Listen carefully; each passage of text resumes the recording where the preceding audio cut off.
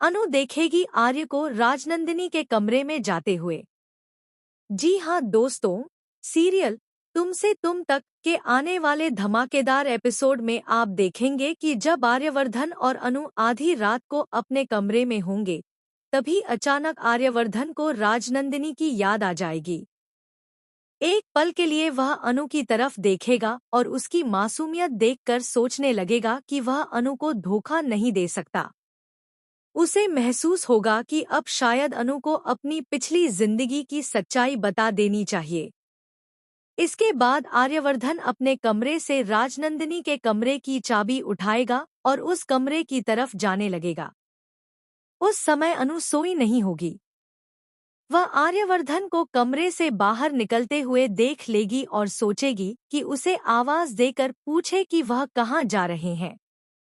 लेकिन तब तक आर्यवर्धन उसकी कोई बात सुने बिना ही कमरे से निकल चुका होगा। ऐसे में अनु भी चुपचाप उसका पीछा करने लगेगी। तभी वह देखेगी कि आर्यवर्धन सीधे राजनंदिनी के कमरे में जा रहा है। कमरे के अंदर जाते ही आर्यवर्धन दरवाजा अंदर से लॉक कर देगा।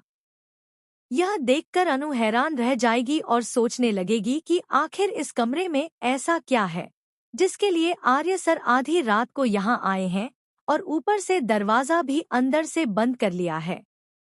अनु के मन में कई सवाल उठने लगेंगे। वह सोचने लगेगी कि आर्य सर ने उसे इस कमरे के बारे में कभी क्यों नहीं बताया। न तो उन्होंने कभी इस कमरे का जिक्र किया और न ही उसे यहाँ लेकर आए, जबकि आर्यवर्धन ने उसे पूरे घर का हर कोना दिखाया था, लेकिन इस कमरे के बारे में कभी बात तक नहीं की। अनु तय करेगी कि सुबह होते ही वह गायत्री माँ, आर्य सर या फिर हर्ष भैया से इस कमरे के बारे में जरूर पूछेगी। इसके बाद वह वापस अपने कमरे में आ जाएगी और पूरी रात आर्यवर्धन का इंतजार करेगी। लेकिन हैरानी की बात यह होगी कि सुबह होने तक भी आर्यवर्धन अपने कमरे में वापस नहीं लौटेगा। अब आखिर उस मिस्ट्री रूम में क्या छिपा है?